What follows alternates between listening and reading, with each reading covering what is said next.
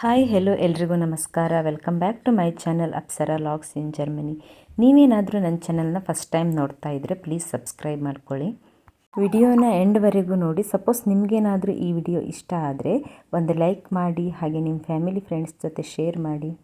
ಇವತ್ತು Friday morning breakfast ಎಲ್ಲ ಮುಗಿಸಿ ಸ್ವಲ್ಪ ಗ್ರೋಸರೀಸ್ ಪರ್ಚೇಸ್ ಮಾಡೋದಿತ್ತು. ಗ್ರೋಸರೀಸ್ನೆಲ್ಲ ಪರ್ಚೇಸ್ ಮಾಡ್ಕೊಂಡು ಬಂದು ಅದನ್ನು ಎತ್ತಿಟ್ಕೊಳ್ತಾ ಇದ್ದೀನಿ. ಇಂಡಿಯನ್ ಸ್ಟೋರಿಂದ ಕೂಡ ಗ್ರೋಸರೀಸ್ನ ಪರ್ಚೇಸ್ ಮಾಡ್ಕೊಂಡು ಬಂದೆ. ನಮಗೆ ಇಂಡಿಯನ್ ಸ್ಟೋರ್ಗಳಲ್ಲಿ ಇಂಡಿಯಾದಲ್ಲಿ ಸಿಗುವಂಥ ಎಲ್ಲ ಗ್ರೋಸರೀಸ್ ಕೂಡ ಸಿಗುತ್ತೆ. ಇವಾಗ ಬೇಳೆಕಾಳುಗಳಿರ್ಬೋದು, ಹಿಟ್ಟುಗಳಿರ್ಬೋದು, ರೈಸ್ ಇರ್ಬೋದು, ಅದೇ ರೀತಿ ತರಕಾರಿಗಳಿರ್ಬೋದು, ಎಲ್ಲ ಕೂಡ ಸಿಗುತ್ತೆ. ನಮಗೆ ಜರ್ಮನ್ ಸ್ಟೋರ್ಗಳಲ್ಲಿ ತುಂಬಾ ವೆರೈಟೀಸ್ ತರಕಾರಿಗಳು ಸಿಗುತ್ತೆ. ಆದರೂ ಕೂಡ ಕೆಲವೊಂದು ನಮಗೆ ಬೇಕಾಗಿರುವಂಥ ತರಕಾರಿಗಳು ಸಿಗಲ್ಲ. ಇವಾಗ ಹೀರೆಕಾಯಿ ಇರ್ಬೋದು, ತೊಂಡೆಕಾಯಿ, ಬೆಂಡೆಕಾಯಿ ಇವುಗಳೆಲ್ಲ ಸಿಗಲ್ಲ. ಇದು ಇಂಡಿಯನ್ ಸ್ಟೋರಲ್ಲಿ ಸಿಗುತ್ತೆ. ರೇಟ್ ಸ್ವಲ್ಪ ಜಾಸ್ತಿನೇ ಇರುತ್ತೆ. ಅಂದರೆ 1 kgಗೆ €7, €8 ಹೀಗೆಲ್ಲ ಇರುತ್ತೆ. ಅಂದರೆ ಇಂಡಿಯನ್ ರುಪೀಸಲ್ಲಿ 650, 700 ಈ ರೀತಿ ಇರುತ್ತೆ. ಎವ್ರಿ ವೀಕ್ ವೆನ್ಸ್ಡೇ ತರಿಸ್ತಾರೆ ಫ್ರೆಶ್ ತರಕಾರಿಗಳನ್ನು. ಸಾಬಕ್ಕಿ, ರಾಗಿ, ಬೆಲ್ಲ, ತೆಂಗಿನಕಾಯಿ ತುರಿ ಇವೆಲ್ಲ ಕೂಡ ಇಂಡಿಯನ್ ಸ್ಟೋರಿಂದನೇ ತೊಗೊಬಂದಿರೋದು. ತೆಂಗಿನಕಾಯಿ ತುರಿ ಕೂಡ 2 ಪ್ಯಾಕೆಟ್ ತೊಗೊಬಂದೆ. ಕೆಲವೊಂದು ಸಲ ಈ ತೆಂಗಿನಕಾಯಿ ತುರಿ ಸಿಗೋದೇ ಇಲ್ಲ, ಬೇಗ ಖಾಲಿಯಾಗಿಬಿಡುತ್ತೆ. ಸಪ್ಲೈ ಸ್ವಲ್ಪ ಲೇಟ್ ಆಗುತ್ತೆ ಅನಿಸುತ್ತೆ. ಹಾಗಾಗಿ ನಾನು ಇದ್ದಾವಾಗಲೇ 2 ಪ್ಯಾಕೆಟ್ ತಂದಿಟ್ಕೊಬಿಡ್ತೀನಿ. 1 ಮಂತ್ವರೆಗೂ ಚೆನ್ನಾಗಿರುತ್ತೆ, ಹಾಳಾಗಲ್ಲ.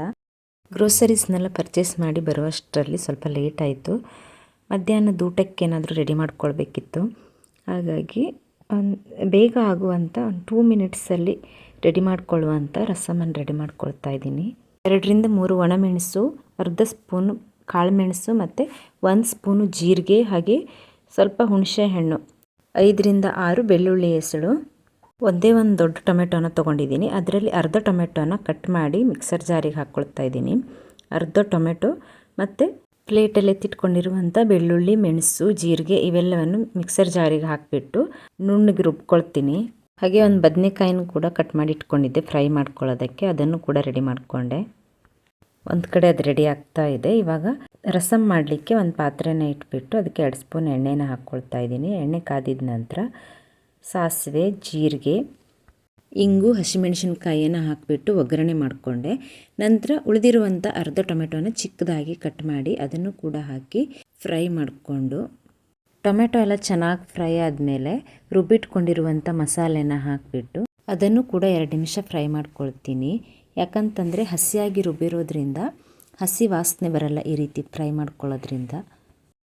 ಇವಾಗ ಅಗತ್ಯವಿದ್ದಷ್ಟು ನೀರನ್ನು ಹಾಕಿಬಿಟ್ಟು, ನಮಗೆ ಎಷ್ಟು ಪ್ರಮಾಣದಲ್ಲಿ ರಸಮ್ ಬೇಕೋ ಅಷ್ಟು ನೀರನ್ನು ಹಾಕಿಬಿಟ್ಟು, ಹಾಗೆ ರುಚಿಗೆ ತಕ್ಕಷ್ಟು ಉಪ್ಪನ್ನು ಕೂಡ ಹಾಕಿ ಚೆನ್ನಾಗಿ ಕುದಿಸ್ಕೊಳ್ತೀನಿ.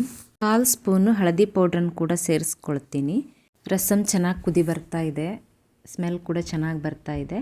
ಇವಾಗ ಚೆನ್ನಾಗಿ ಕುದ್ದಿದ ನಂತರ 1 ಸ್ಪೂನ್ ಬೆಲ್ಲ ಸೇರಿಸ್ಕೊಳ್ತೀನಿ. ಇದು ಆಪ್ಷನಲ್ಲು, ಬೇಕಿದ್ರೆ ಹಾಕ್ಕೋಬೋದು, ಇಲ್ಲಾಂತಂದರೆ ಸ್ಕಿಪ್ ಮಾಡ್ಕೋಬೋದು. ಇವಾಗ ಫೈನಲ್ಲಾಗಿ ಚಿಕ್ಕದಾಗಿ ಕಟ್ ಮಾಡಿ ಇಟ್ಕೊಂಡಿರುವಂಥ ಕೊತ್ತಂಬರಿನ ಆ್ಯಡ್ ಮಾಡಿದರೆ ರುಚಿಯಾದ ರಸಮ್ ರೆಡಿ ಆಯಿತು. ಇದನ್ನು ಅನ್ನದ ಜೊತೆನಾದರೂ ಸರ್ವ್ ಮಾಡ್ಬೋದು, ಇಲ್ಲ ಸೂಪ್ ಥರನಾದರೂ ಕುಡಿಬೋದು. ತುಂಬಾ ಚೆನ್ನಾಗಿರುತ್ತೆ. ಇದಾಗಿತ್ತು ಇವತ್ತಿನ ವಿಡಿಯೋ. ಈ ವಿಡಿಯೋ ನಿಮಗೆ ಇಷ್ಟ ಆಗಿದ್ದರೆ ಪ್ಲೀಸ್ ಲೈಕ್ ಮಾಡಿ, ಶೇರ್ ಮಾಡಿ, ಹಾಗೆ ನಿಮ್ಮ ಫ್ಯಾಮಿಲಿ ಫ್ರೆಂಡ್ಸ್ ಜೊತೆ ಶೇರ್ ಮಾಡಿ, ಹಾಗೆ ಸಬ್ಸ್ಕ್ರೈಬ್ ಮಾಡೋದನ್ನು ಮರಿಬೇಡಿ. Thank you for watching video.